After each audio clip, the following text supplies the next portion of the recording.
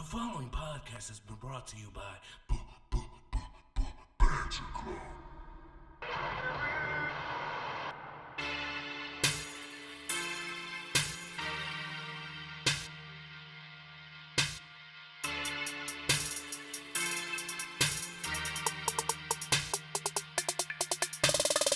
Oh, ladies and gentlemen, boys and girls, children of all ages, Ramblemania shall proudly brings to you. It is I, one half of the longest reigning Ramblemania tag team champions of the world. I went half Triple H, half Road Dogg there. Be like that. The Angel Dash 6XL. Joining me as always. It is I, your other half of the longest reigning Ramblemania tag team champions of all the time.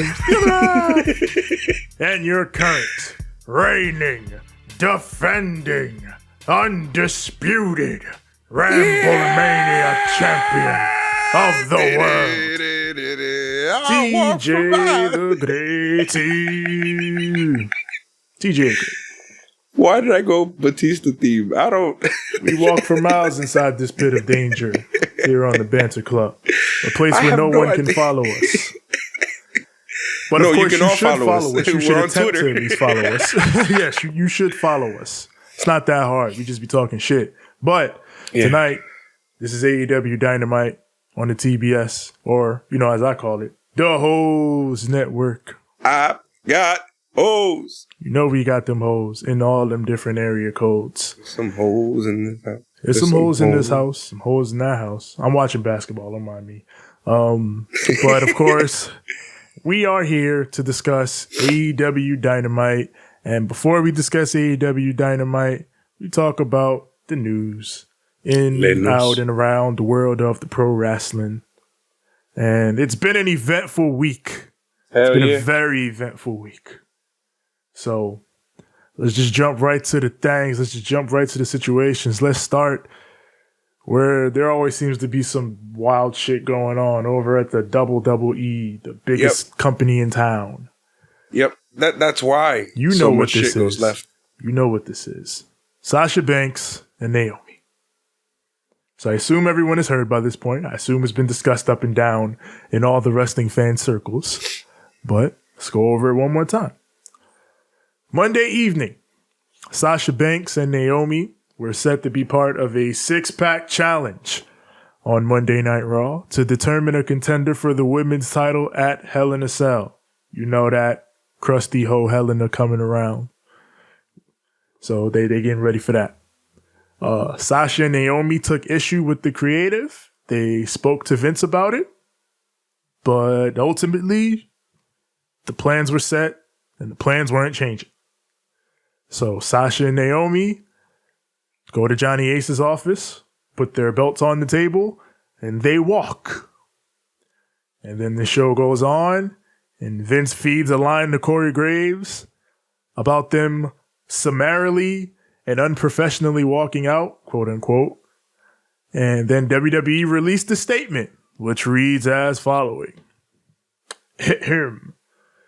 When Sasha Banks and Naomi arrived at the arena this afternoon, they were informed of their participation in the main event of tonight's Monday Night Raw.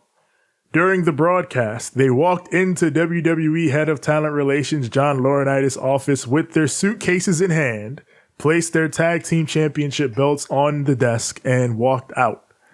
They claimed they weren't respected enough as tag team champions, and even though they had 8 hours to rehearse and construct their match, they claimed they were uncomfortable in the ring with 2 of their opponents, even though they'd had matches with those individuals in the past with no consequence. Objection hearsay.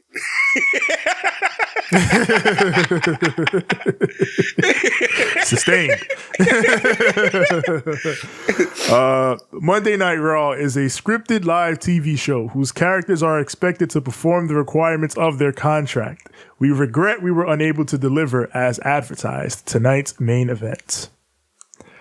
Now, obviously, the last line is bullshit. They've never had a problem falsely advertising matches before, so let's get rid of that one immediately. But either way, to me, this whole thing, the statement, and the entirety of what seems to be a concerted effort on WWE's part to make these two look bad is very interesting because they're going at these two. They got a PR mudslinging campaign on these two pretty much right now. Yep. I'm just going. I'm going to do it like this. So Tevin is a journalist, right?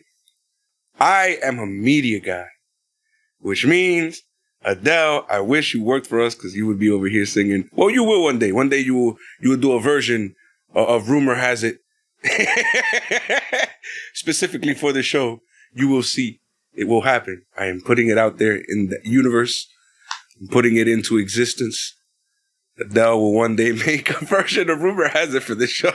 Rich Paul can't come over here, though. I don't fuck with him. With that being said, you know what I heard? You know what I heard.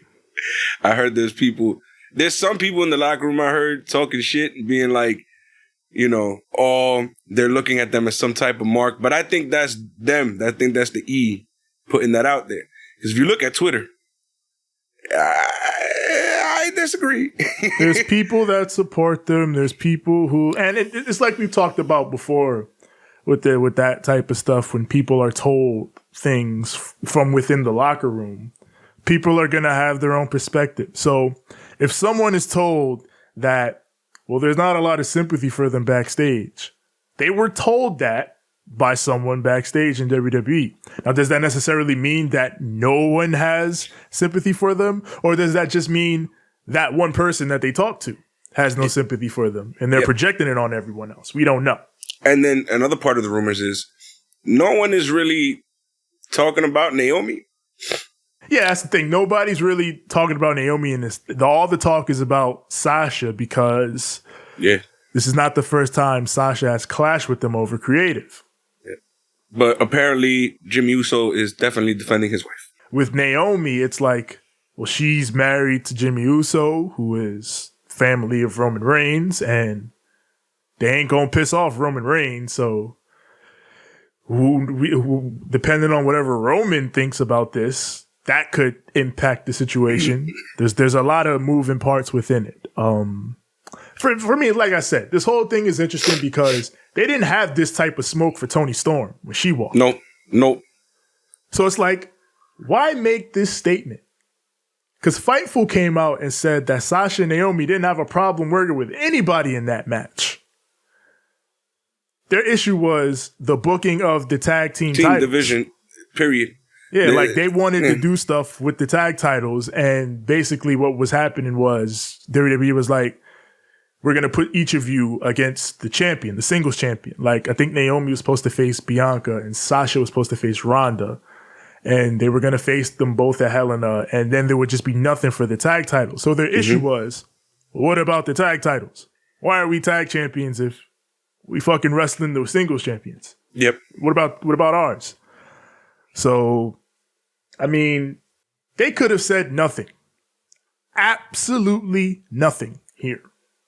They probably should have said absolutely nothing here because, again, this is far from the first time they've been unable to deliver on a main event. Card subject to change and all that shit, right? They love abusing that shit. But they chose to make this into what's now the biggest story in wrestling. They did this. When they put out that statement that I read talking about Sasha and Naomi and the 8 hours and all that shit, they chose to do that. And I'm wondering why. Because again, you don't have to say nothing in this situation. Back to rumor has it. Rumor has it that this might be some sort of work. And if it is, the fuck? Why? If this is a work, this is the dumbest Vince Russo shit I've ever seen. It's fucking pants on head, the dumbest shit ever. Because they literally said in this statement, Monday Night Raw is a scripted live TV show. Yep. And they buried the shit out of Sasha. So if this is a work, it's fucking stupid. So I don't think it's a work. I don't think it's a work at all. Yeah, same here. Putting my tinfoil hat on, my feeling is, as it's been for years now, Sasha Banks, since she's the main party everybody's talking about here, Sasha Banks is well aware of the star power she wields. Hell yeah. Hell yeah. And she knows she don't need them no more. And they know it too. Like, I often see people talking about, you know, Roman's gonna go to Hollywood soon, or Becky's gonna go to Hollywood soon. And it's like, Yep. the person that's gonna go to Hollywood soon is Sasha Banks. Damn right. She's the one with the foot in the door. Like, it's not to say Roman or Becky can't go to Hollywood, because they could.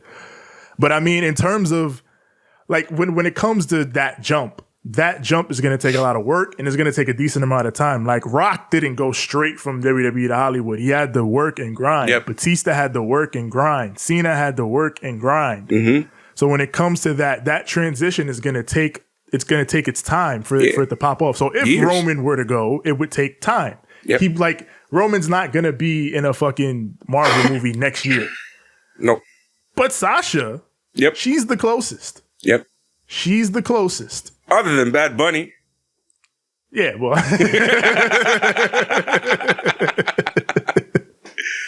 You know Bad Bunny. Bad Bunny is the man, yo. The fact that he's going to be in a Marvel movie, he just did wrestling. He's doing everything.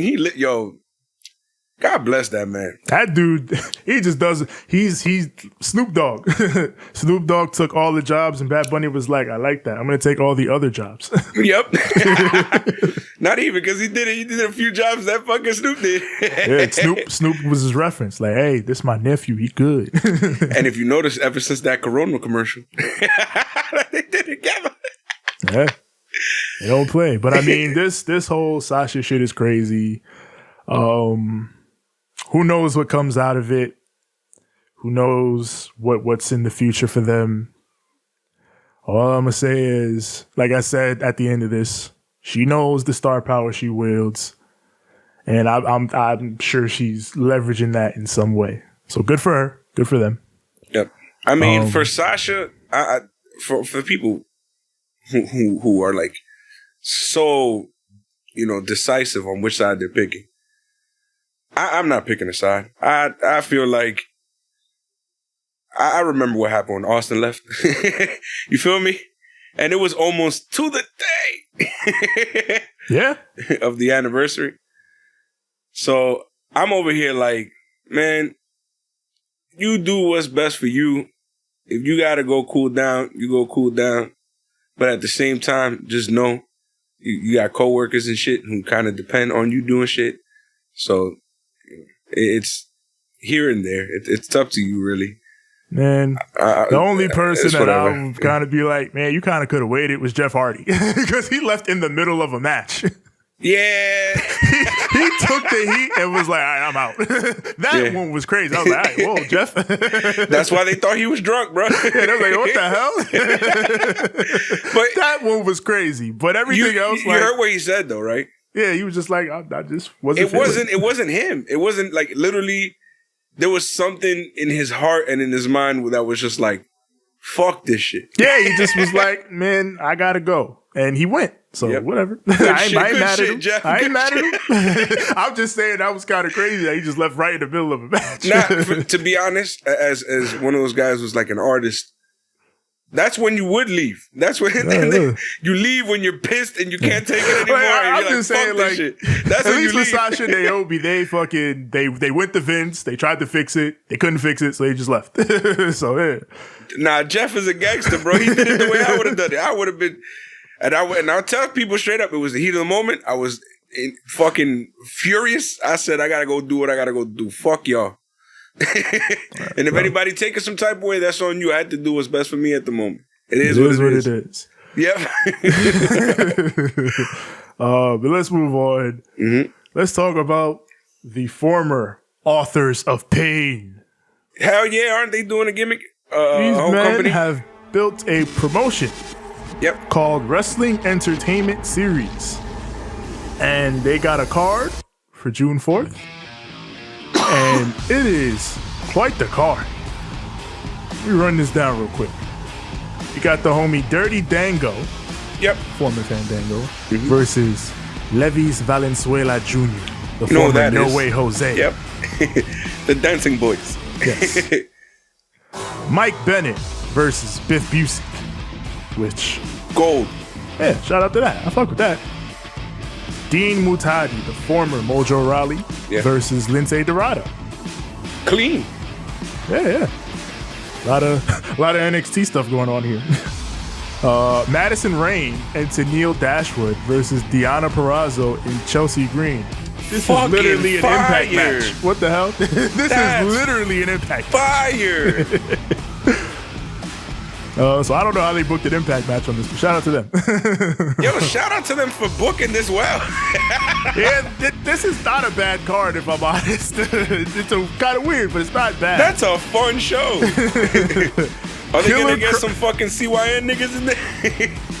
Well, let's fucking go. Killer Cross versus Samurai Del Sol versus Jonah. Yes! And then, for their tag titles, the men themselves, the Authors of Pain versus Weston Blake and Steve Macklin. NXT.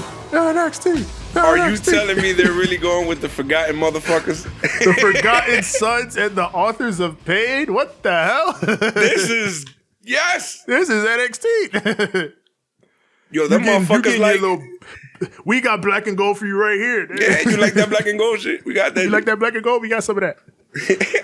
Remember them niggas you forgot? They here now. And then the women's championship, Lina Fenene, the former Nia Jax, versus CJ Perry, the former Lana.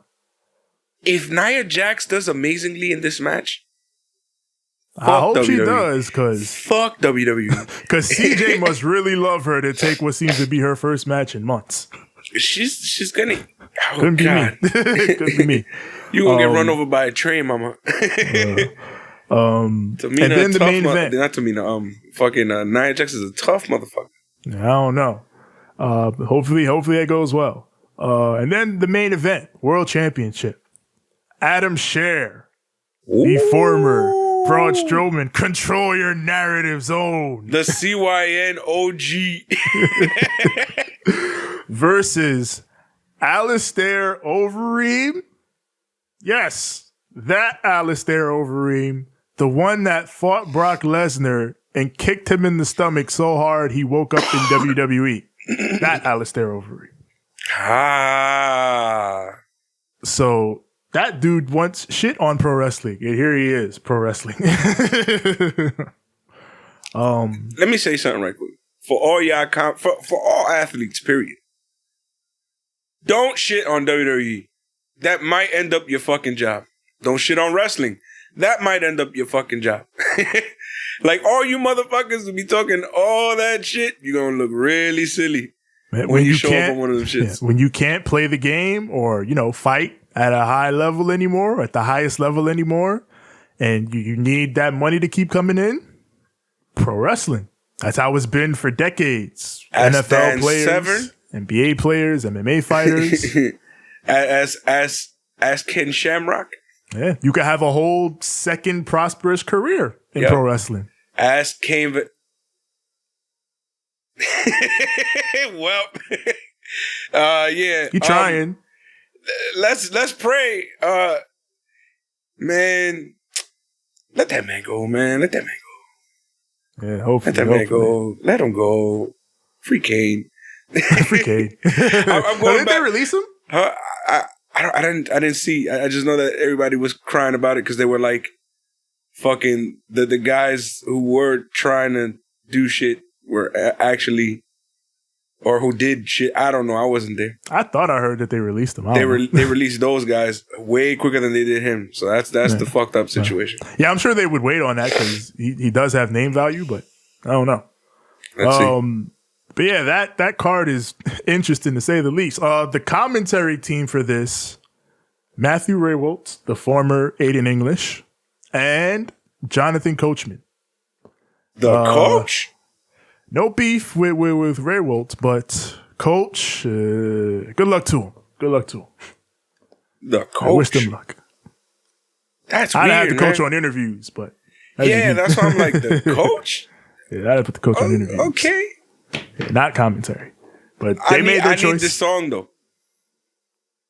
Oh, yeah. Everybody going to get that shit was so annoying, but it was annoying. He's the heel, so it was great. Watching me. The world watching me. God damn, that shit was terrible. The hell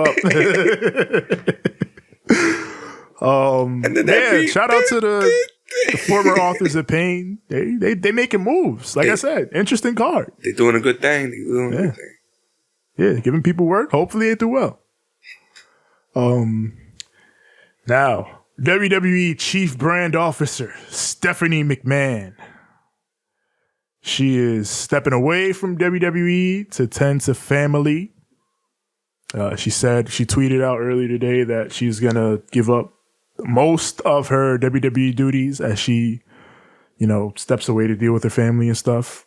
So I don't know. She still says that the WWE is her future and yada yada. Yeah, it's not like she's not saying I'm done or I'm leaving. She's just saying I'm taking a break. So, she's a mom. She's been a mom. She's been working there. She's a human being. Yeah, all her adult life. She's been working there all her adult life. So yeah, she should take some time and be with her family. So good for her. Good for Steph. The one time that I'm All Grown Up theme song actually made sense for her. Yeah, she is. She's all grown up. And she should go back to using that because it's better than the one she has now. The queen now, where the kings bow down and relinquish the crown. What is your deal with that song? That song sucks. I don't hate it that much. I'm just like, it's just like, fuck. You feel me? Song fucking sucks. Tevin hates it. I'm just like, whatever, man. It's a theme song. But yeah, in the meantime, taking over her duties is Nick Khan. So make your memes about the Nick Khan takeover while it's a hot topic. I saw one of him moving up the Mortal Kombat ladder. It was Triple H, Shane McMahon, and now he's passing Stephanie on his way to Vince. Yep. So that man, Nick Khan, is a menace. Until I pull up and fucking take his job and make it a beautiful place over there. Yeah, one could hope. Yo, Vince, let me holler at you right quick. What, pal? Just hire me, bro. Pal, I don't have time to hire anyone. I'm firing everyone. No, hire me and let me fucking make this shit not just a profitable business. This shit is profitable. I'm making more money than I ever have. I said not just a profitable business, but a fun place to work at. This is a fun place to work. No, it's fucking not. For me, it is. For your evil ass. That's all that counts, pal. That's all that counts. No, because you need all these people to make your business move. And if you don't... You're right, pal. Yes. I have to see if my employees are happy, if my important people are happy. You know you don't give a damn about that shit. So you I only have care to about see Roman. If Roman Reigns is happy. If Roman Reigns is unhappy, I have to fix some things. So you brought up a good idea. Let me holler at you Roman right is quick. Happy. Let me holler at you right quick. If you let me rock the place, you see what I'm saying? You see what I did there? Is Roman Reigns gonna be happy? He's gonna more than be happy, bro. He's gonna be like, look, we got a little chubby oos running around in the office. You don't love that shit. Little chubby oos be bringing all the munchies. one could hope. Chubby oos be the one who bring the pizza to the goddamn movie theater. Straight up like that.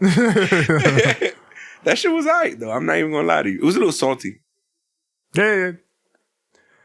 I mean, theater food, but yeah, as far as theater food goes. Yeah, the pizza's better than the nachos. I was actually full. Yeah, I wanted nachos. They didn't even get no nachos, man. They didn't have nachos, bro. I know. And the AC ain't work. I was so mad. Yeah, there was a lot going on in that theater. Good movie, though. Yeah, good movie. Toni Storm was on AEW Unrestricted last week. And she talked about the whole pie in her face deal in WWE that got so much attention. She was talking about, everyone hated that. And they think I hated it, but I actually was happy with it because the original idea was way worse. Oh, God. Apparently, the original idea for that segment was for her to, get stripped to her underwear or whatever. They're going to take her shirt and whatever off and leave her embarrassed in the ring. And then I guess someone was like, nah, we can't do that. And they just changed it to a pie. So I guess good for... So degrading women is funny, Vince? Yeah, I guess because it was some fucking old dude that suggested that. Did you hear this? Well, we're going to talk about Serena Deeb later. Yeah. But what she did opened my eyes a little bit, and I was like, she was okay. Spitting. But I guess good for her that it was changed. someone, I guess, had the sense to be like, we can't do that. And it went how it went. But yeah, for anyone who thinks Toni Storm was upset about the pie, she actually was not upset about the pie. She wasn't upset because the original idea was so fucking gut-wrenching. Yeah, she was like, okay, fine, a pie, and I'll take a pie. Pie in the face is just Nickelodeon shit, which fine. Yeah, all right, whatever. And they literally used slime one time. WWE is literally turning into mid-90s Nickelodeon. Man. Mid-90s Nickelodeon had a lot of variety, so I don't know if at least go they that had far. good shows. Had a ton of variety. They had game shows, live action, cartoons, horror, comedy. All that shit that they got on the WWE. Well, not even WWE, on Peacock. Peacock. Yeah, Peacock maybe, but I don't know. The rating. 922,000 and a 3.3 in 18 to 49 key demographic. 7th on cable. A little bit up from last week in the overall. Same in the demo. Steady number, of course, trailing NBA content, and now NHL playoff content. So now you got basketball playoffs and hockey playoffs and some reality shows. Yeah, I was watching some some Rangers. Yeah, Rangers are playing. I'm a Rangers guy. Yeah. For reference, game 1 of Warriors Mavs, which is up against the second half of Dynamite, 6.5 million viewers and a 2.2 in the key demographic, which is fucking Raw 2000 numbers right there. That's what Raw was doing back in the day when it was hot. So fucking NBA, man. Sheesh. Yeah, NBA is hot right now. Yeah, because everything is this. I don't know, but this is like the most unpredictable season I've seen in a long time. I think that's the big thing about the NBA right now, which is driving up the interest. We're at the Final Four, the conference finals, and it's unpredictable. Like, there's no LeBron. The Warriors are in it, but like, they're not the Warriors. Like, they're still the Warriors, but they're not the Warriors of past, where it's like, well, obviously the Warriors are going to win. There's still some doubt in the air. Mm-hmm. So it's essentially wide open this year. So, and for the first time. And you saw what happened to our boy, the Heat. Yeah, we getting smoked right now. So. We won game 1. That's crazy. Did a great job, but we getting fucking killed right now. And it's crazy. I'm like, what? How? Yeah. So like that, like the end of this game is going to be 1-1 in the conference finals. Golden State won game 1. We'll see how Dallas does in game 2. It's an exciting time right now. So that's going to cut into the ratings quite a bit. Are you ready? I think I am. Ready. No! I said, are you ready? I am ready. Then, for the thousands in attendance, and the millions watching at home, Yeah.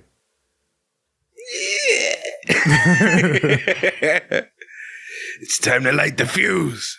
And bring the boom? Because it is Dynamite.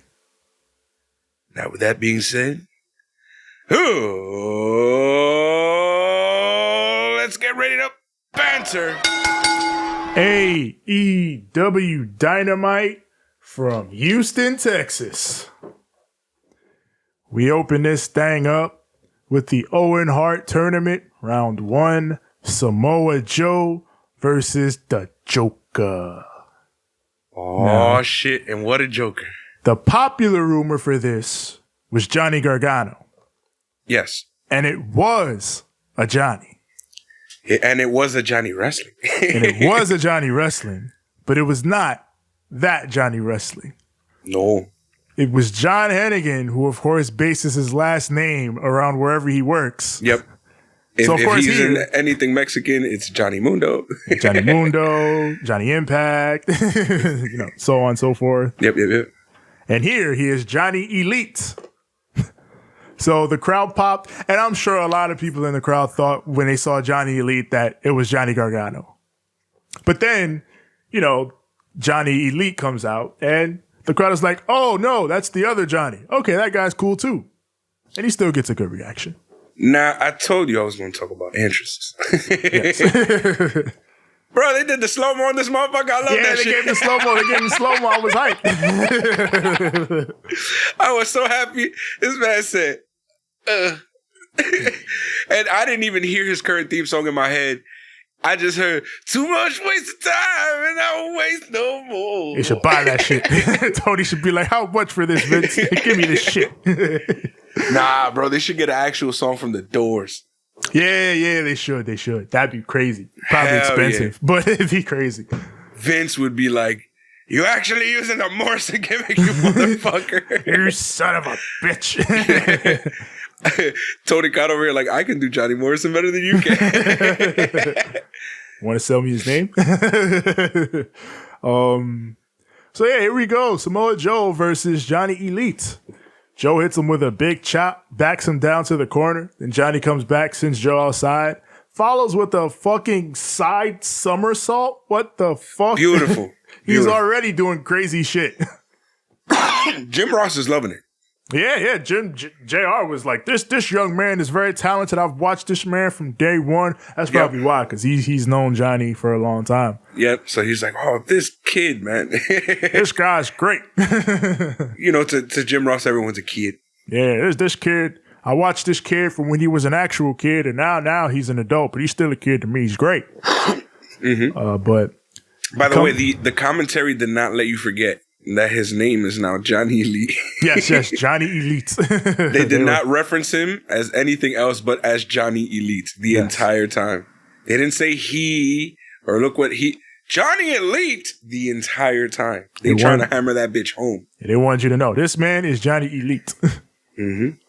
Which is crazy because apparently he's not signed. But we come back. Joe cuts him off, sets up for the muscle buster, but Johnny escapes, drops him with the 450 for the near fall. Joe was far on this 450. And I do like that the commentators were like, he didn't quite get the full extension of that 450 like he would have liked to. It worked perfect with the story because when he went for the pin, Joe got out. Yeah, it gives it a real fight vibe. So he goes Starship Pain. Finishing move, but Joe gets the knees up. Palm strikes this man to the corner. When Joe laid in with the palm strike, I was like, oh shit, hold up. Backed him down, follows it up. I don't remember if Joe did the temple tap, but in my head, he did the temple tap. Because he put them knees up so fast, I was like, He was ready. He got him in the corner, set him up, dropped him with that damn Kinnikuman buster. Yep. And got the 1, 2, and 3. Samoa Joe advances in the tournament. And immediately post-match, his music hit, and then it stopped because Jay Lethal, Sanjay Dutt. This man, Sanjay Dutt came down running with a goddamn lead pipe. I was like, yo. It was like, fuck that shit. I was like, chill. It's one dude. He came for blood. It's Samoa Joe, though. Yeah. So they're beating this man down. Satnam Singh is out there beating him up. But then the best friends run out. Chuck Taylor, Chaparetta, Rocky Romero. Best friends. They run this man off with the steel chairs. Well, are they even really the best friends right now? I mean, they said the best friends when they came out, but then later on, they said Roppongi. Yeah. But I guess that collectively they're the best friends because Roppongi Vice is just Trent and Rocky. Yeah. So when Chuck is involved, they're all the best friends. We got Lexi with Jeff Hardy, who has been medically cleared for tonight's match against Adam Cole. Of course, following last week's mayhem against Darby Allin. But of course, interviews are not allowed in AEW. No, you will be interrupted. And here come the EVPs, the Young Bucks, to remind you of that. Hey, these aren't allowed here. What are you doing? This ain't stop what we do here. So they come up. They tell Jeff, hey, Jeff, man, we're worried about you. You've been doing all this crazy shit for 30 years. You should kind of calm down. I don't know. You should take the night off or Adam Cole's going to kill you. And that's like... The literal thing they said was like, you're a shell of your former self. You're a shell of your former self. You fuck what? Jeff got up so fast. Yeah, Jeff was like, fuck out of here. He's like, do you know me? Like, yeah. Matt says, Jeff will be fine. He's a real Hardy, not a Hardy cosplayer like you two. And then he says, if you guys interfere tonight, Adam Cole ain't the only member of the super elite that's going to get his ass whipped. And then they walk out. So they're ready. Hardys are ready for all the bullshit. Fighting words. Yo, fighting words. Matt Hardy said, this is a threat, bro. He said, this is a threat. Take this as a threat. Like, I'm not joking with you, bro. I'm going to spank the shit out of each and every last one of you little elite motherfuckers if y'all pop up. If I see you out there, it's your ass. Yep. So, up next, we're back to normal this week. CM Punk comes out, gets a big pop from the crowd. They're loving him. He's not wearing anything to antagonize it. Well, he's wearing something. Wearing something very pro-choice. Let me back up because we're in Texas and there may be some people in the crowd that were offended by his shirt. Yep. Very pro-choice. Yes, CM Punk is wearing an abortion is human rights t-shirt. Very, very pro-choice, as you say. Y'all gonna hate me. I don't like talking politics, but I agree. Oh, yeah. I ain't making no bones about that. I agree. I've said it on the show. Her body, her choice. Her body, her choice. That's how we rocking here on the Banter Club. Can we talk about homie from DDT right quick, though? Yes, because the next match, Konosuke Takeshita versus Hangman Adam Page. This shit slapped. You understand me? Kenny Omega went on Twitter after this, was like, talk about all this forbidden door. And here come the DDT motherfuckers showing y'all up. I love that Kenny, after all these years, is still like, I'm a DDT guy. Fuck you talking about? Hell yeah. Hell yeah. All that shit that everybody hates, him wrestling little girls and the Hadouken and all that crazy shit that started in DDT, he stands by that shit. Always. Because he also did a bunch of dope shit in DDT as well. Like, great wrestling matches. Did you hear Punk the entire night? Punk and Excalibur were just impressed. Impressed. Even Jim was like, oh. This kid, what the hell? But you know Jim always talking about size. Yeah. There's a big young lad from the Orient. Yeah, he is though. Yeah, and I'm like, bruh, what you trying to say, bro? That shit don't sound right. You know Jim. He's just looking at athletes. There's a big guy. He could play football. He could play for Oklahoma. So yeah, Hangman and Takeshita just start bombing immediately. They just start trading. Fucking one of the things Jim says is like, what a hard shot. Did you hear that? Yeah, these two were going, man. God damn. They go to the apron. Takeshita rushes, but Hangman drops him with a back suplex on the apron, then follows with the Arihara moonsault. Into the picture-in-picture. To the come out of that pip. Takeshita comes back, hits a big blue thunder bomb for a near fall. Shout out to El Generico. CM Punk gives the shout out. Yo, he was doing mad El Generico moves here. He was. Didn't he do a Helluva kick right after? He did a Helluva kick. Shit, he should have did a corner brainbuster, but facts. But he hits a big tope con hello to the outside. Yes, sir. Takeshita follows with the Helluva kick in the corner, but then Hangman comes back, hits his own Helluva kick. We giving love to El Generico tonight. You love to see it. Rest in peace to the homie El Generico. Oh, hell yeah. Rest in peace to the homie. He ain't dead, bro. He dead. the cartel got him. You never know when he'll come back. I believe in him, but what they told me is the cartel got him. But that might not be true. As soon as Kevin Owens gets a bad contract, you know Kevin Owens is going to go find. He'll find Generico and bring him out of hiding. Yep. Yeah, I hope that cartel didn't get you, bro. But he all right. Don't worry about it. I know he all right. He good. But they're fighting in the ring. Hangman comes back, fucking German suplexes Takeshita on his fucking dome. And then Takeshita gets up and suplexes him right back. And to be honest, he lands more on his dome than fucking than Takeshita did. I was like, holy shit. We really doing a Japanese match now. Holy shit. Jesus Christ. They meet center ring, lariat each other down, standing ovation from the crowd. Crowd's going crazy for this. I like on the mic, CM Punk is like, oh, I think he landed on his wrist or some shit. Just like us in real life. Like it was fun to have him on commentary. He's one of us. It's cool. Yeah. And then he went. He was like, oh, I thought it was his wrist. No, it's his neck. It's his neck. Yeah. Good shit. So they're fighting again, center ring. Hangman drops him with the tombstone pile driver. That gets in their fall. And then Hangman, he sets up for the buckshot lariat, but Takeshita escapes, rocks him with a forearm, then drops him with a high angle power bomb. That gets in their fall. Hits him with the big running knee strike. That gets the 1, 2. He got him. No. Stalling German follows from Takeshita, but his neck gives out, and he can't bridge on the pin, which I like. He goes for the knee again, but is dodged, and then Takeshita hits the ropes for a flying lariat, but Hangman drops him with a rolling elbow.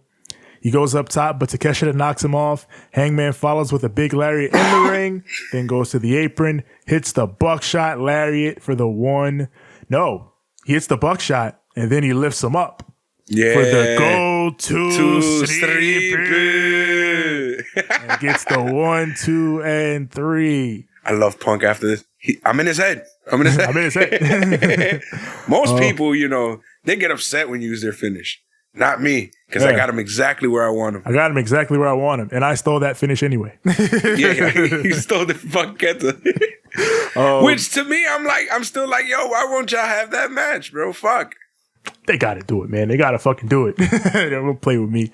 He was on this show during fucking quarantine, like the worst fucking time, and he was on here. Yeah. So you gonna tell me he ain't gonna come out here now that everything is safe? Well, not safe, but safer.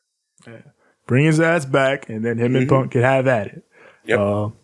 Hangman's GTS is better than Punk's buckshot lariat. I will say that for sure.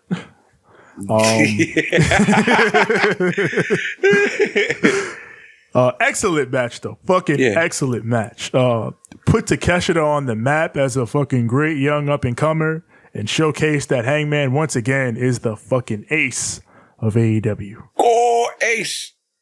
This would have been right at home with Tanahashi in the back watching on. And then... Kind of wish he was. Yes, me too, shit.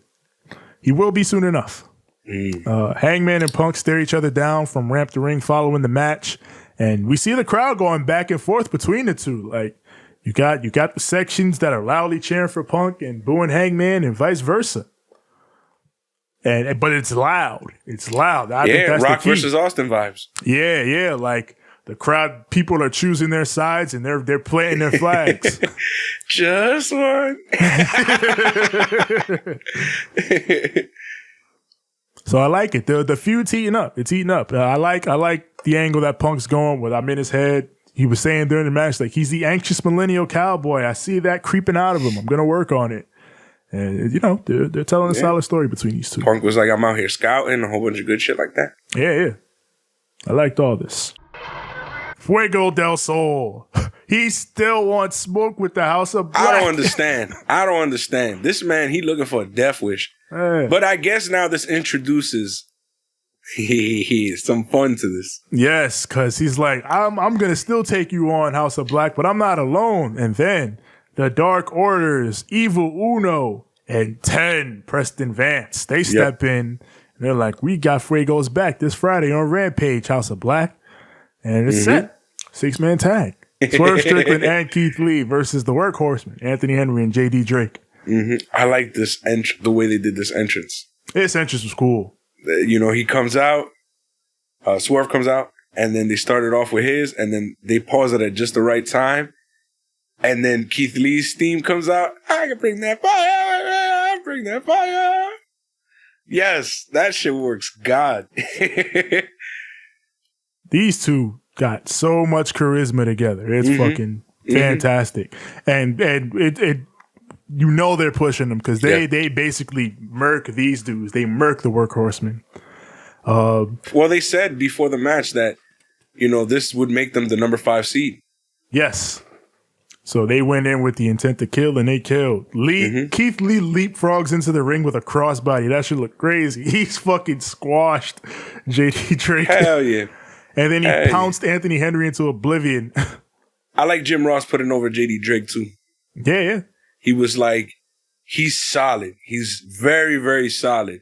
You know, he's not out here to do pretty moves, but he's rough and tough. So I fuck with it. Nah, I like JD Drake a lot. Like Swerve even chopped him in this, and he was just like, "Come on." I tough like that man. Yeah. But I've always liked JD. Yeah, JD's good. I like him. The Workhorsemen are a good team. I like Anthony Henry too. They're solid.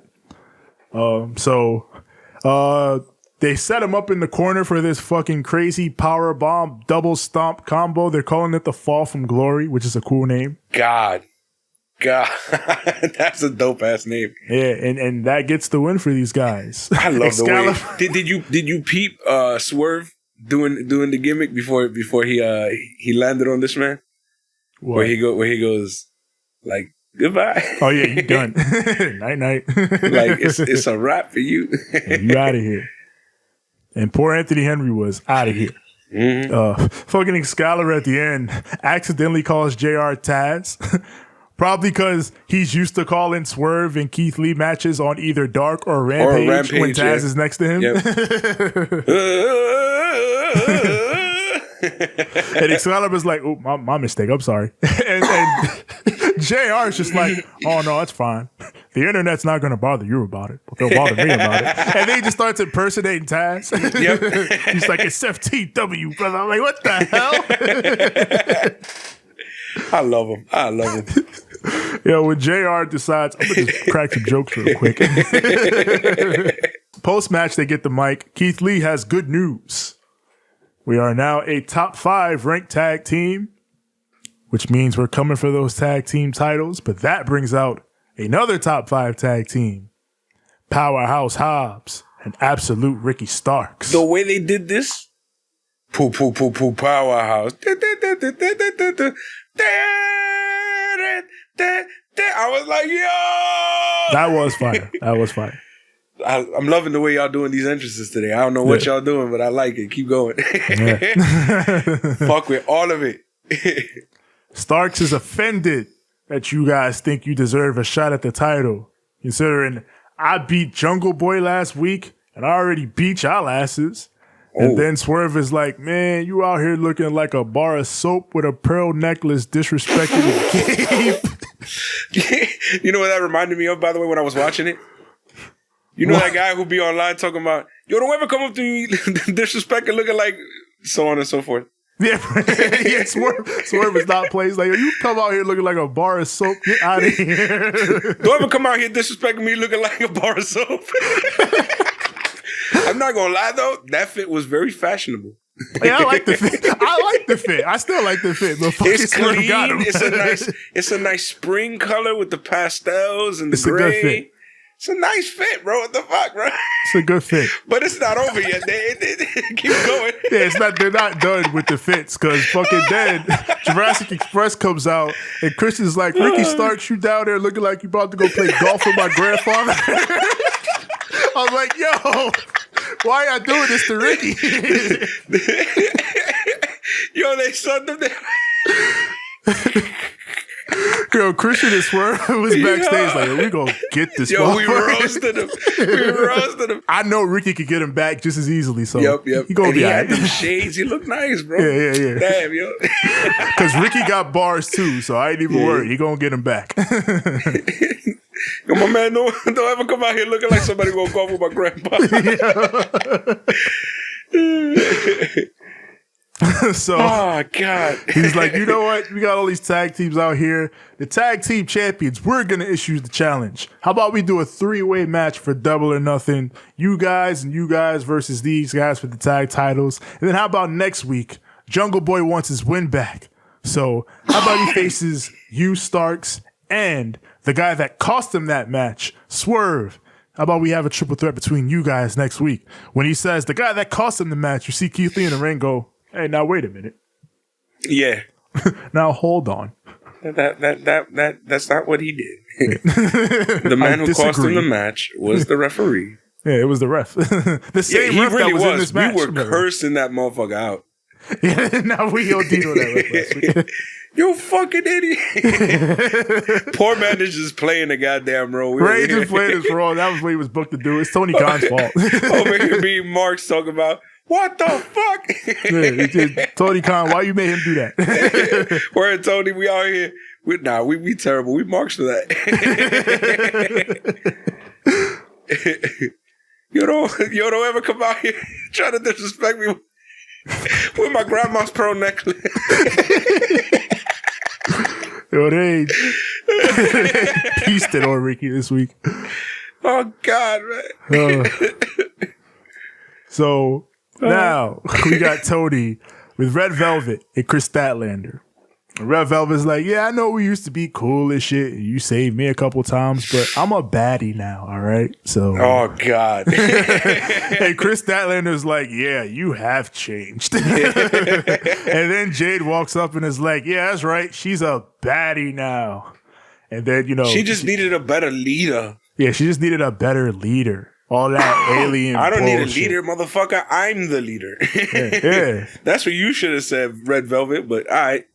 And then, Red Velvet walks off, and then Jade walks off, and then she turns around. She's like, "Hey, Tony, by the way, cut this shit." And then Tony's like, "What the fuck?" He's over here like, "What the fuck did I do? What did I do? Yo, why poor Tony. The fuck did I do? Cut what shit? I'm just working. I didn't say nothing, man. Fuck, man. What did he do? It's true though.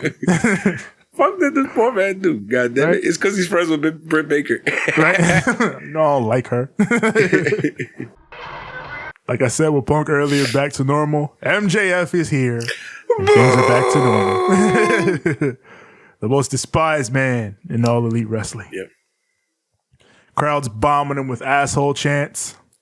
And then MJF is like, do you mean me or the guy that I'm about to whip? Yeah. I like the part where he was like, unfortunately, we're here in Texas and not Long Island. And the crowd is just like, fucking, Texas. He can't even say it Houston, the first time. Houston to Houston, Texas. Got it. I got it. Yo, did something legit fall out of his mouth where he said, right? It looked like so Wardlow comes out down to the ring in the cuffs. They set him up. They take his shirt off. Did you see the way he made his entrance? Mm-hmm. Telling you, it was all about entrances this week. Wardlow, he posted a video, like a video package of him using War Pigs by Black Sabbath. Mm-hmm. And now I need him to use that song. Maybe that's why they cut the music. So they could set it up. So maybe that when Tony is trying to get the gimmick, and then they could set it up for Double or Nothing. Yeah. Because if he gets War Pigs, it's over. They got to put the belt on him. It's beef after that, bro. That's genius. Yeah, man. So MJF, he's like, if you retaliate at any point, you will forfeit the stipulation and you won't get the match. And then he's like, all right, let's do it. Mm-hmm. MJF spits in his face to start it off. And he, I might. Do what you gotta do. And then MJF, lashing number 1. Whoosh. Nothing. Wardlow doesn't budge. He laughs. MJF's like, what the fuck? Did you see the meme that I sent y'all? What? It was the the girl who's always like, ah! And then the cat that says something else. Like, for example, I remember they did a Walking Dead one where it says, don't enter dead inside. Yeah, don't dead open inside. Yeah, there you go. Yeah. If you was ever a fan of that show at that point, you know the one. So they did that with the cat. And bruh, when MJF gets super pissed later on. Yeah, because first one, Wardlow doesn't budge. So MJF goes for the second one, hits him even harder. Nothing. Still doesn't budge. And then MJF is like, what the fuck? And then he just snaps and then just hits him 5 times in succession. And Sean Spears has to grab him like, no, you're going to waste him. You're going to waste him. Yep. And MJF is fucking furious, like, sell these shits. And Wardlow's like, no. It wasn't until Sean Spears took over. He hit him one time. He was like, and he's like, motherfucker, I'm going to get you right now. He swung one right over his ear onto the side of his trap right here. Yeah. Nasty, bro. That one hurt. And he looked at him like, you motherfucker. I think that one was the shoe. Yeah, he got pissed, and then he just looks. He's like, "One more, you got one more." Because he looks at Sean Spears like, "You motherfucker," but then he turns to MJF like, "I'm gonna kick your ass." Yeah. So MJF sets up for the last one, and then low blows him, kicks him in the ding ding. Yep. And then just starts to whip him with the belt and beat him down. And it's a beat down. Yep, and the ref is already like, yo, what the fuck? That's it? Like, you already... Yeah, it's over. You did it already. And then Sean Spears is like, get the hell out of here. And they beat like, down you've done your job, ref. Get the fuck... By the way, done. When Wardlow was doing his entrance, there was one of the guys that you could tell is a horrible plant. Because the two actual security guys that are actual AEW security, they stick their hands out like this to tell them to stop moving. And this motherfucker kept going until he walked into the motherfucker's hand. And then the guy's like, bruh. Literally every week, it's like 2 or 3 actual security guys. And then the rest are just indie wrestlers. Mm-hmm. All DPW guys. Like, that's basically what it is every week. The poor indie guy looked at him like, oh shit. And it was the same guy. It was the same guy that when they were going up through the tunnel, he kept looking at the camera. This man was not used to being on TV. I should have never. Trying to get on. Kept looking like, oh shit. Oh shit. Like, bro, you don't look directly into the camera, motherfucker. You do your job. Yeah. So, MJF gets the Dynamite diamond ring, drops Wardlow with it, and then Spears hits the C4, pins Wardlow, and MJF counts 3. Sean Spears gets the visual pin on the War Dog. You know what that means? He is going to die in the cage. And MJF is going to allow it. I wouldn't be surprised if this match lasts us but like 2 minutes. Not even a minute. Not even like 30 seconds. I think this match is going to last quite some time. But I think it's just going to be Wardlow torturing Sean you think Spears. he's going to toy with him? And since MJF is the referee, he's not going to fucking want to count the win for Wardlow, even though Sean Spears is clearly dead. Yep. And then something going to happen with either Tony Khan or a ref or some shit. Yeah, some shit is going to happen that it enables Wardlow to get the win, and then that'll be it. But yeah, Sean Spears is a dead man in that cage. We got Roppongi Vice in the back. They're back together, full time, they say. And they are going for all the tag titles, Ring of Honor, IWGP heavyweight titles, and we want them AEW tag titles. But let's start at Ring of Honor, FTR, you and us, how about we do it? Accept our challenge. And then Trent goes, I know Brett would. He'd accept it. You should accept it. And the way that they put it over was like the ROH titles are those belts that just eluded us the entire time. Those are the ones they never got. So we want those. Mm-hmm. Yeah. Owen Hart Tournament Round 1. Kyle O'Reilly versus Ray Fenix. Bobby Fish versus the G Unit. What? I don't know, man. They'll put what Bobby Fish going. What the G Unit gonna do with Bobby Fish? To be honest, Lloyd Banks. He's gonna rap him to death. But I like that. Since Penta is dark, Ray Fenix came out in the white. He is the light, while Penta is the dark. And this Pac music is so the clean. Bastard. Like, did you notice how clean this music is? Oh, Phoenix is? Yeah. Yeah. I'm telling you, it's literally the complete opposite. It's like your Penta comes out to this dark metal, and this is like happy techno. Yeah. I was like, Ray Fenix, they're really leaning into this. This is dope. He is the light, and Penta is the dark. And Pac is the bastard. So it is what it is. Because think about it, pentagram, right? Phoenix. A phoenix is a firebird that explodes and rebirths. Yeah. Sounds very heavenly and nice and clean. Yeah. So it works for these two. Mm-hmm. But Kyle, he is working Ray Phoenix's, previously injured arm early, grabs it up top, But Fenix does this sick escape where he holds the arm and drops down through the ropes and then sends Kyle outside. Oh, yeah. And then he follows with a tope con hilo. Yep. He goes for a frog splash in the ring, but Kyle catches him, puts him in the triangle. And we go to commercial break with Kyle getting the heat. We come back. Kyle throws Fenix into the ropes, and Fenix tries his dodge, but he can't hold the ropes and do the full spin because of his arm. Yep. Which I like. Mm-hmm. Fenix comes back, does some crazy ass blue thunder bomb for a near fall. Super nice, super clean. Yeah.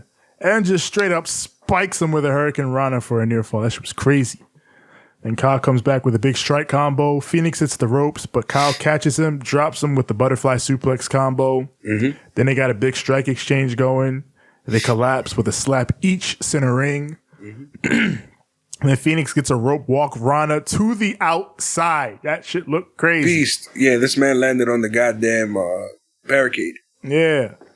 And then he goes for a cutter inside the ring, but Kyle catches him in the arm bar. Mm-hmm.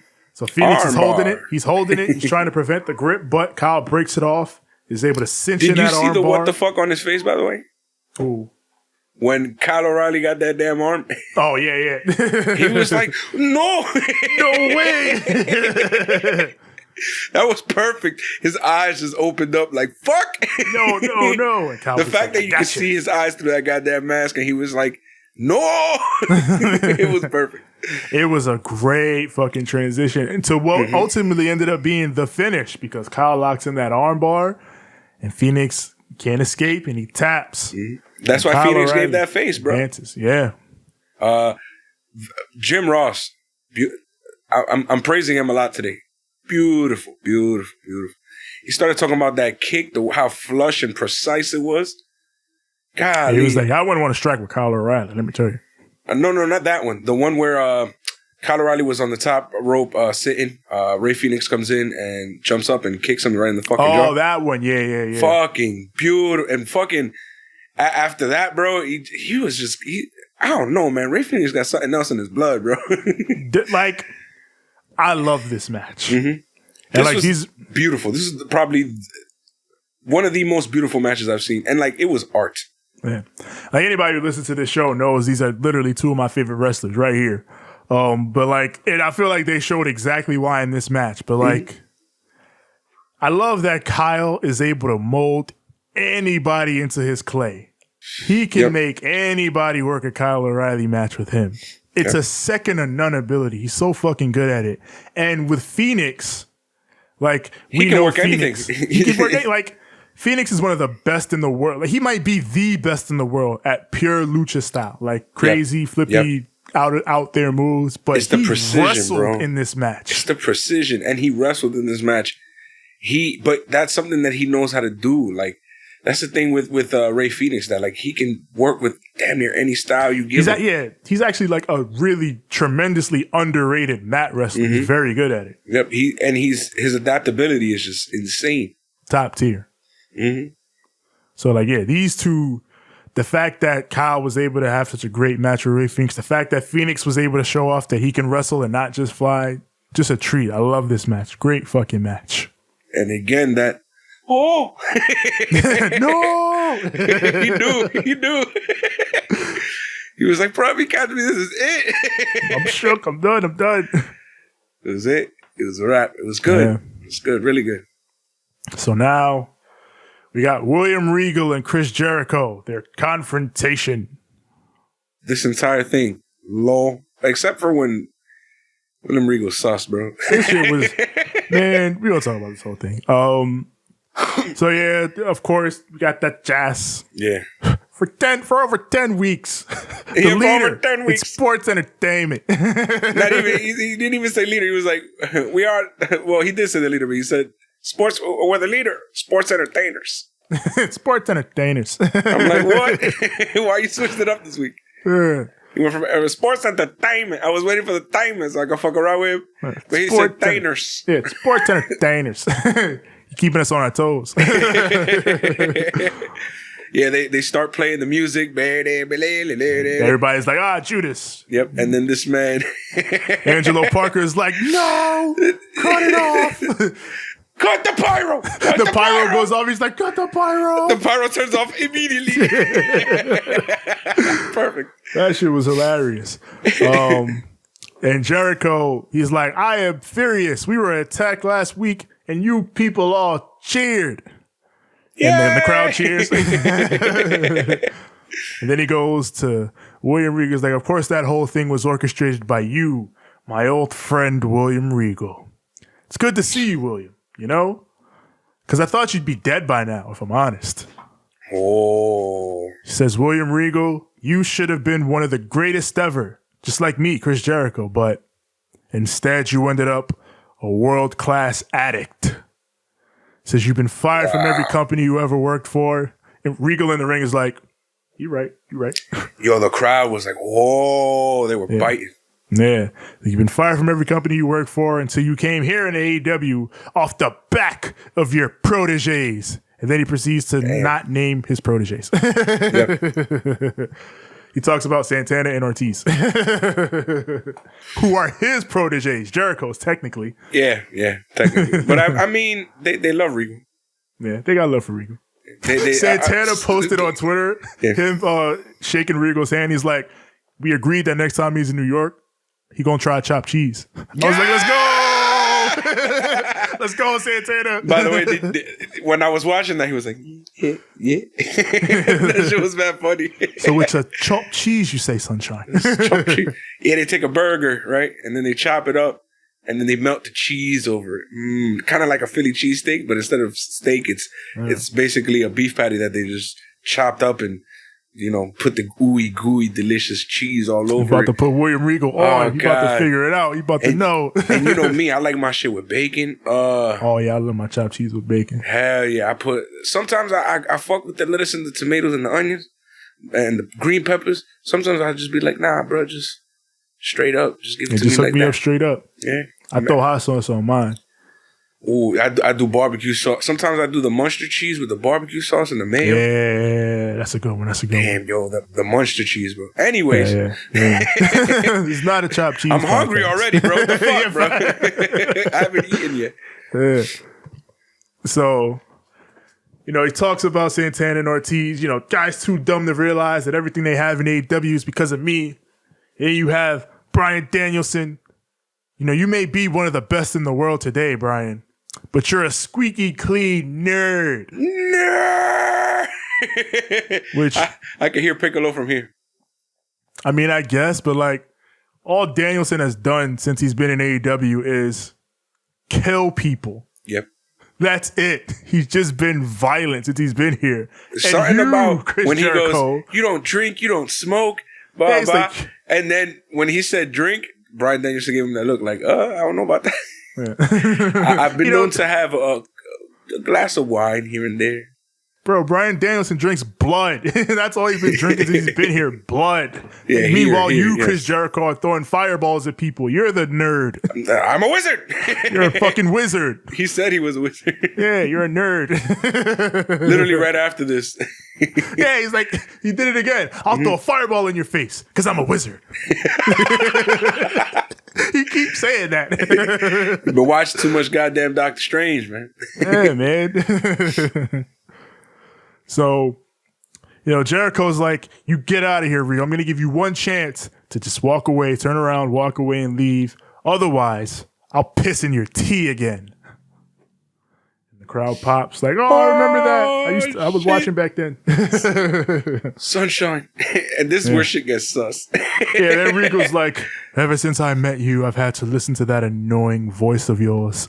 And the only worst sound I can think of is a burning orphanage. So please be quiet. I was like, oh shit. I was like, ooh. The crowd didn't pop too much for that, but I was like, ooh. Oh, that's cold. Damn, son. Shit. Yeah, that's one of those you gotta sit and think for a second. Like, oh, wait a minute. So that's dark, Rico. Shit. Yeah. He said, some of the things you said in there was true, Jericho. But you know, the thing that would keep me going along all those years is whenever we would be on the same show together. And as you know, you wrote a book about it. We've been on many, many shows together. I would go into your locker room, go into your bag, take your toiletries, and stick them up my bum. Hey, yo. Wait, what? I mean, to each their own, but Regal, you like sodomizing yourself with fucking toothbrushes? That's you know what that reminds me of? That reminds me of, I eat pieces of shit like you for breakfast. Right. You eat pieces of shit? Fucking Kanye, did Kanye say that one? Hey, I eat pieces of shit? What's the basis? God damn. Man, that was kind of a weird one. I was like, my man, no. I guess. That's not very hard, bro. Like, and then Garcia is like, how dare you do that? That's disgusting. And then Regal goes, nah, he tried to be hood for like 2 seconds. He was like, nah. He was like, nah. Actually, you know what? I think that was the real him coming out for a second. And then the sports entertainer came back out afterward. Yeah. He was like, oh, nah. It's like, nah. He's like, that's disgusting. How dare you do that? And then Regal's like, I did it to you too, Sunshine. I did it to you this morning, Sunshine. And then he's like, And then Jericho's all like, Yeah. Oh, terrible. By the way, going back to entrances. Yo, fucking Santana and Ortiz and fucking Mox and Eddie Kingston coming out to Wild Thing. That was the hardest shit I ever seen. And because they was all chilling in the back. The camera pulls up, boom, time to go. They all go. It was gangster and shit. That shit was gangster. Hell yeah. So now Jericho's got the mic again. He's like, you know what we're going to do to you guys? Double or nothing. We're going to go 5-on-5 in the match that I made famous. We're going to go Stadium Stampede. Then Mox is like, no. Fuck out of here. Yo, he said, I ain't doing any of that shit. I ain't doing that sports entertainment shit. I ain't doing any of that shit. Fuck out of here with that. What we're going to do is 5-on-5, no rules, glorious violence. There's going to be blood. That's how we're doing this shit. We ain't doing no, it's going to be pro wrestling, the sport we love, versus sports entertainment. A bunch of bullshit. That's what's going on at Double or Nothing. Yo, he came out here so hard. That's what I'm saying, bro. These men came out so gangster. It's what we've talked about the entire time. Sports entertainment versus real shit. Yeah. Corny guys coming up with storylines and then fucking, we real motherfuckers. And we don't come out here and talk about, we like to wrestle. We fight here. The whole time, you can see it in Eddie and Mox's energy. Like, I don't want to fucking talk. Fuck this sports entertainment shit. Fucking Eddie grabs the mic. He's like, man, you want to do all this sports entertainment talk. You want the match. You got the match. We're going to do the match. Get your asses down here so we can fight. Mm-hmm. But then Jericho is like, well, you know what? You guys, we're a well-oiled machine, us. We're working together. But you guys, I don't know about that. Because from what I remember, with you guys, he points to Eddie and Danielson. Didn't you two guys have problems before? I believe you, Danielson, you called Eddie, and then he goes to Matt Menard. Like, what did he call him? He said you were lazy. And then Jericho's like, that's right. And then what did Eddie say about Danielson? He said you were a judgmental prick. And then Eddie goes, I mean, you are, but Eddie goes, you are. I mean, you are. Danielson is like, fair play. You're right. He wants him to fight, but then the Jazz is like, nah, and they walk off. So then he's like, I'm going to go after you then. And he goes to leave the ring, but then Danielson steps in like, let's maybe not do that. You already got fireballed once. Yep. And then Eddie's like, get the fuck off me. Yep. And then they get into it. When they get into it, the funniest part is they get split apart really fast, and Mox holds down Eddie. Eddie's telling Mox, get your boy. Get your boy. Get your boy. Talk to your mans, yo. Yeah. This segment was fun, and I also feel like this segment went long. It was crazy as hell, but all I have to say is, William. Regal, I don't know what was going on. I love you, bro, but don't ever say no such shit like that. That was a weird play, Regal. I don't know about that one. But yeah. Then after that, we got a quick promo from Matt Sydal and Dante Martin. It was like the BCC can't seem to get along right now. Since they're all about violence. All they care about is violence. But if you want to fight, we'll give you a fight this Friday on Rampage. So it's going to be Danielson and Mox versus Seidel and Dante. The Owen Hart Tournament Round 1 on the women's side. Dr. Britt Baker, DMD versus the Joker. The Joker. Who is the Joker? The two big guesses here for the Joker were either Athena or Maki Itoh. Since people noted she's in the U.S., so why not Maki? You know what some hilarious motherfuckers were saying? And I was like, shut the fuck up. What? Oh. What, Sasha, Naomi? No. And I was like, bro, no, they didn't. That would have been the most gangster shit ever, though. Like, but the amount of money that they would have had to pay, though. Yeah, she'd have had to lawyer up like crazy, but hell yeah, because the amount of money that comes back after that, yeah. It would have been a baller ass. But I ain't paying that. Yeah, you got to be prepared to play with your money if you want to make a move like that. Yep. But yeah, two big guesses were Athena or Maki, and Tony Khan was like, hey, you know what Maki Itoh is in the U.S.? So he brought in Maki Itoh. She's back. Hilarious. Yes. She's doing her entrance, and Britt Baker's trying her hardest not to laugh. She's over here like, fight. And she's over here like... And it does at least work that she's smiling because, like they point out, the last time Maki Itoh was here, she and Britt Baker were friends. They were on the same team. Yeah, they were in the same team. But still though, Britt Baker put her head down and she was like, You know what I'm talking about. That face when you're like, God, don't laugh. That's disrespectful. Don't laugh. So the cutest in the world hits the ring. Mm-hmm. Britt sees her. She hugs her. She's like, it's you. All right, perfect. Then they start you can just lay down quick, now and I'll win. Yep. So Maki's like, all right, yeah, I'll lay down. So she lays down and Britt goes to pin her. Maki tries to roll her up. Instantly. Britt kicks out and then she's pissed off and she punches her. So Maki stops and she starts crying. Why'd you hit me? You ever seen that cat that dropped the little tiny kitten that drops the toy or whatever, or whatever the munchies was or some shit? Yeah. And then the cat looks down and goes, That's exactly right. You know what I saw when she did the look down and then I saw fucking anime tears coming out her eyes. It was a perfect anime scene.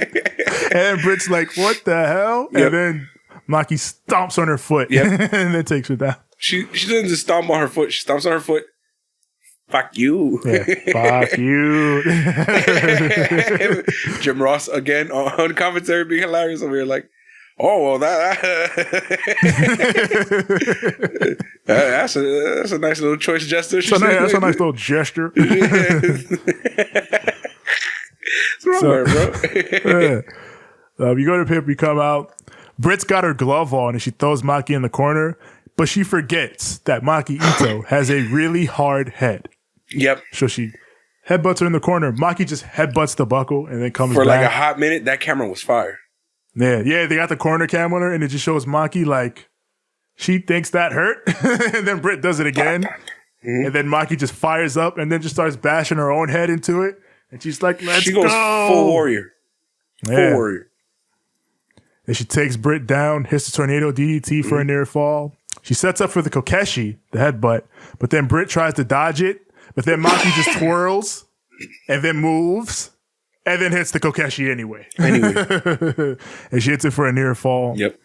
I like the way she did that, though, where she's like about to do it, and then she twirled back and then did it.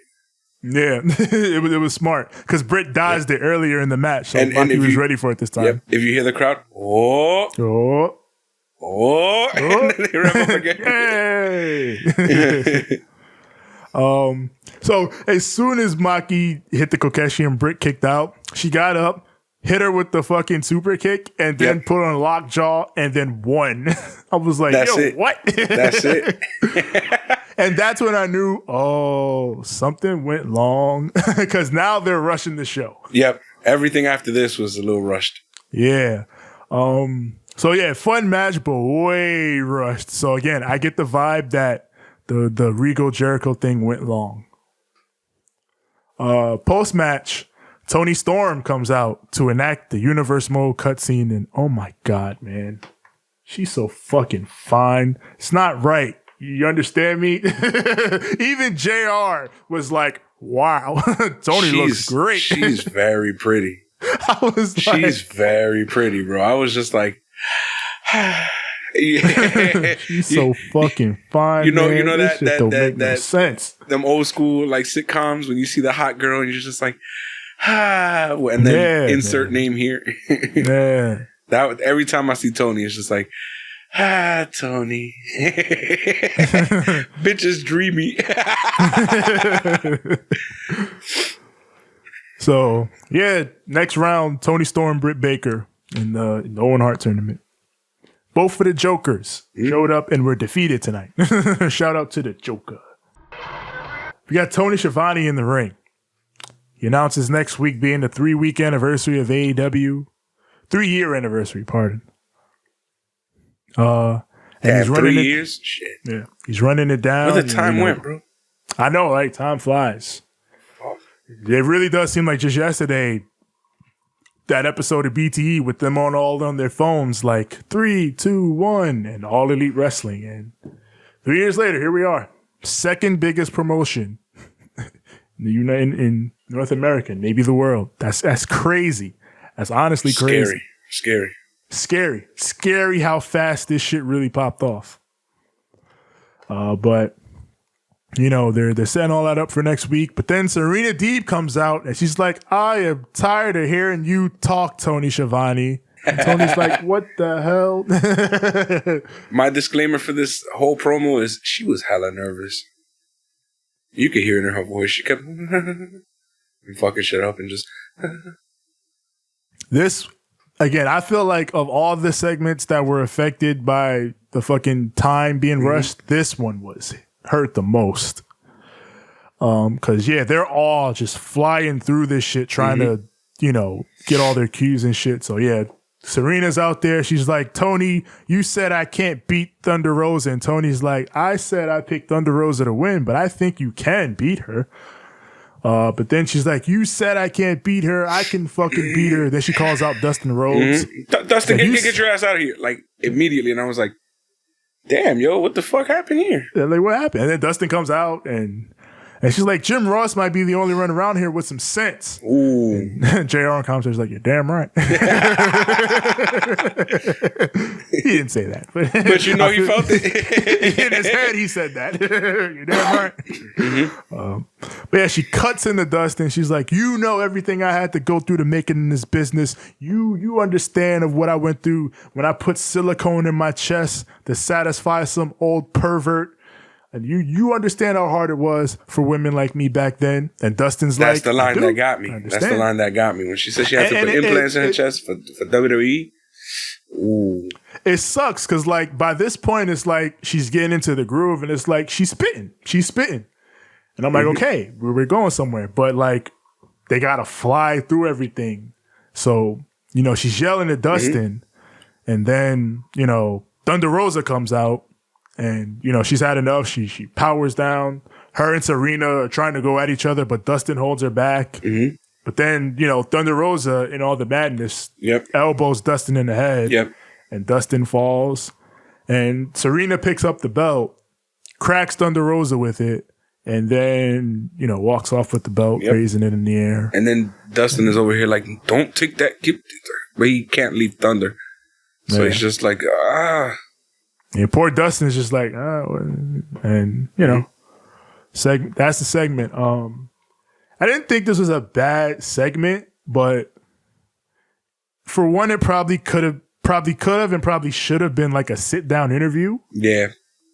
And I didn't necessarily need another heel challenger steals the championship belt angle. Yeah, they do that too much in AEW. I'm sorry, they do that shit a lot. Yeah, like I get Serena's whole deal here is she feels like she should be the champion. Yeah. And, you know, like it's only a matter of time before I actually am the champion. But like, again, like we've said, they've done this quite a few times. Yeah. Heel steals the belt. If they've never done it before, then it would have been fine. But they've done this before. I'm kind of cool with the heel just picking up the belt, raising it like I'm coming for this, and dropping it right on the babyface.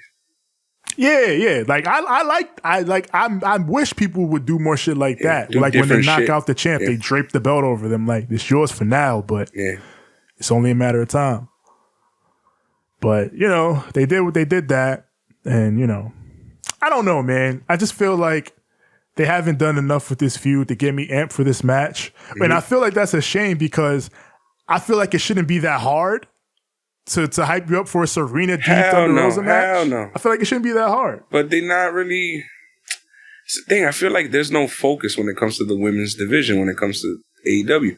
Tony Khan gets upset about it, but it's true, bro. There's no focus. Like there's no focus, no characters. There's no development. It's just quick. You know what I'm saying? Like, and of course, maybe this was a whole, you know, I guess, due to circumstances type of deal. But I would have way better had, like, a recorded type of deal. Yeah. And then you could just put that on quick, and then, you know, it would have taken less time. And if you had to edit and chop here and there right quick because something went long, you had a few minutes to do that. And they didn't do that. Yeah, like, it's like we talked about last week with Katie. Like, if everything they did was like Toni Storm versus Jamie Hayter, then we would never complain about the women's division. But here's the flip side of that this week.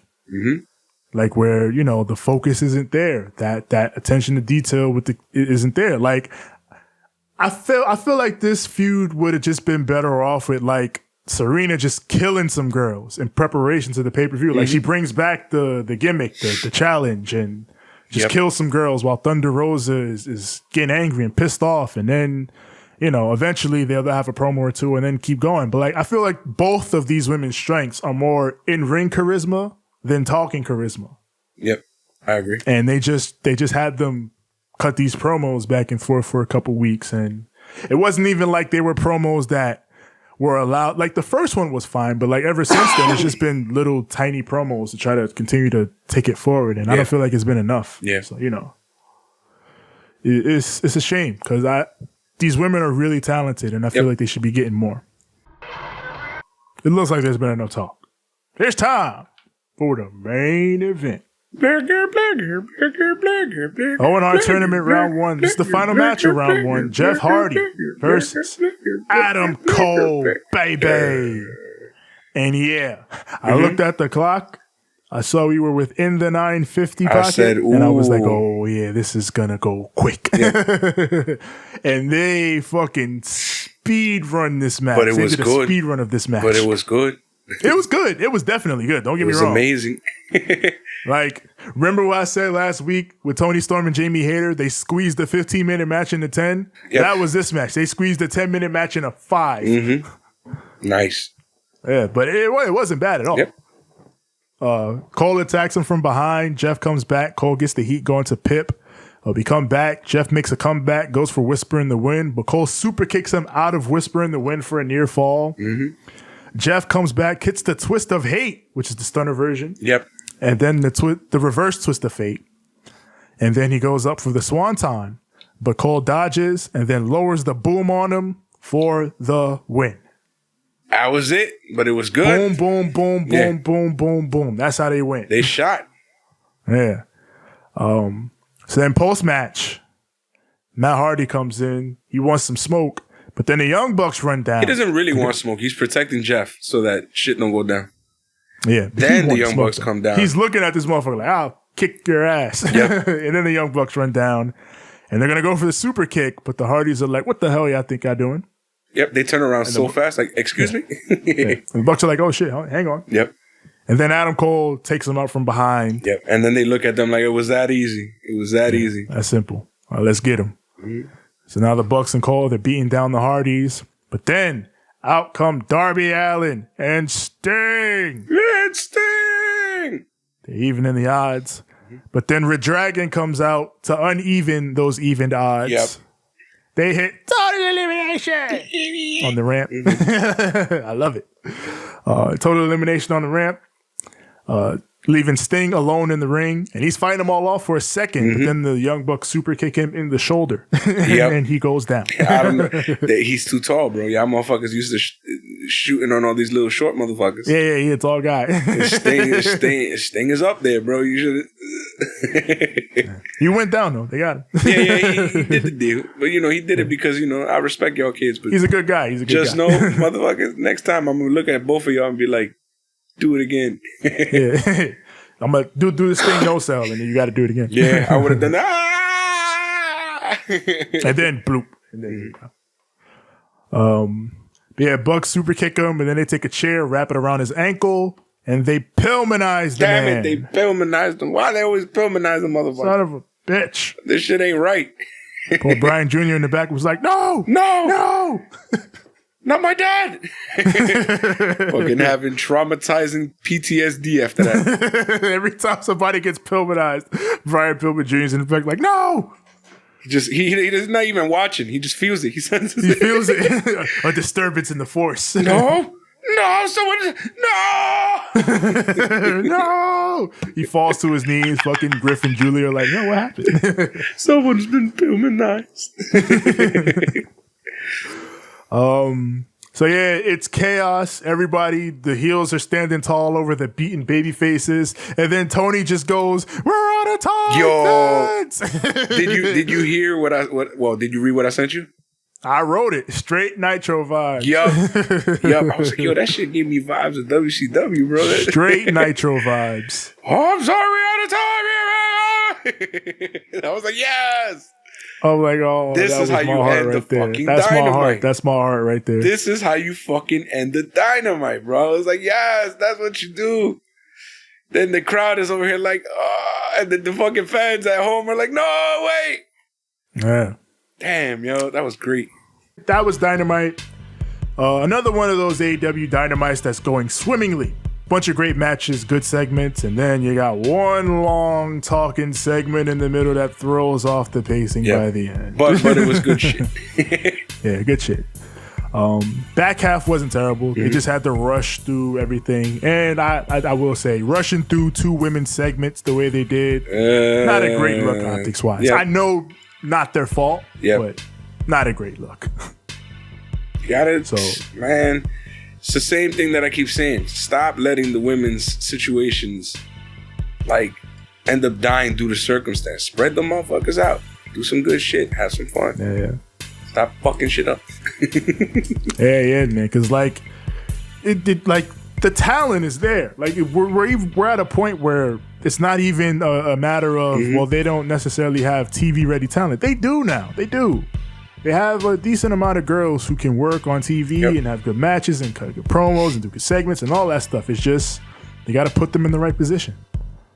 I think it's time for you to tell these people where else to find us. Yes, indeed.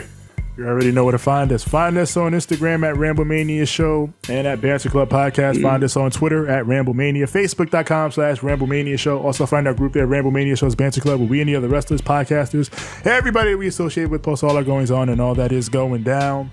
As far as the audio goes, wherever audio is found, that's Apple Podcasts, Google Podcasts, Spotify, Stitcher, Anchor, TuneIn, Overcast. Everywhere your podcasts are found, search Ramblemania Show or Banter Club.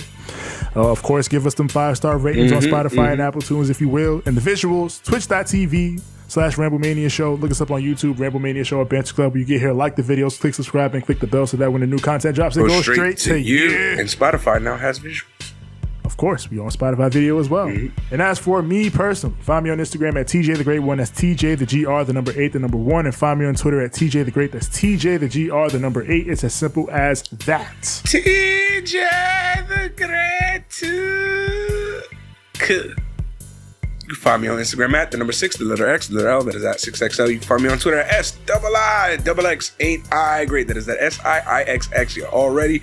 And you can find us on TikTok where we post little funny clips of these beautiful shows that we do for all of you guys, man. That is at Ramblemania Show. Find us on TikTok. Woo! We're going to leave you beautiful BC aliens out there, the Banter Club loyalists, with a little something we like to call a too sweet. Sweet. And a good fight. And a good night.